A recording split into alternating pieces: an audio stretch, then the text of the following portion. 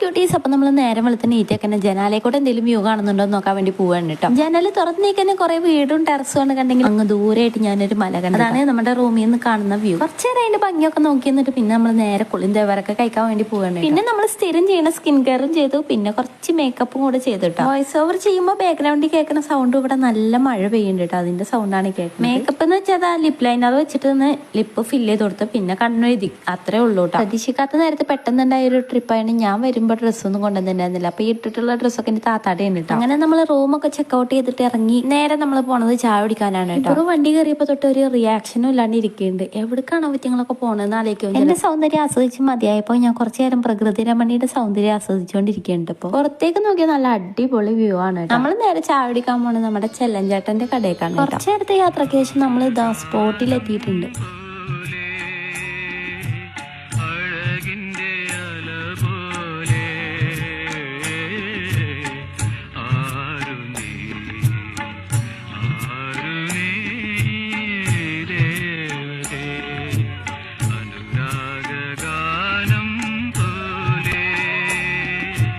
അങ്ങനെ നമ്മൾ ചാടി കഴിഞ്ഞിട്ട് നമ്മൾ നേരെ പോയത് ഈ ഒരു സ്പോട്ടിൽ കേട്ടോ. സംഭവം നല്ല അടിപൊളി സ്ഥലം കേട്ടോ. നമുക്ക് വന്നാൽ തിരിച്ചു പോകാൻ തന്നെ തോന്നില്ല, അത്രയും റിലാക്സേഷൻ ഉള്ള ഒരു സ്ഥലം കേട്ടോ. അതൊക്കെ കുറെ നേരം നമ്മളവിടെ സമയം ചെലവഴിച്ചിട്ട് പിന്നെ നമ്മൾ അവിടുന്ന് ഇറങ്ങി. നമ്മൾ അവിടുന്ന് പോണ വഴിക്ക് നമ്മൾ അവിടുന്ന് അങ്ങനെ മാങ്ങ വെക്കണ കണ്ടപ്പോ അവിടുന്ന് കുറച്ച് മാങ്ങ ഒക്കെ വാങ്ങിട്ടോ. കുറച്ച് മുറിക്കാത്തതും വാങ്ങി, മുറിച്ചതും വാങ്ങി. കാറിൽ കയറിയ പാടെ തന്നെ ഞങ്ങൾ കുറച്ച് മാങ്ങ ഒക്കെ അപ്പൊ തന്നെ കഴിച്ചു തീർത്തു. കാരണം ഉപ്പും മുളകും പൊടിയൊക്കെ ഇട്ട് ഇങ്ങനെ സെറ്റ് ആക്കി തന്നതായിരുന്നു. അവിടുന്ന് ഞങ്ങൾ നേരെ പോയത് താമരപ്പാടത്തേക്ക് കേട്ടോ.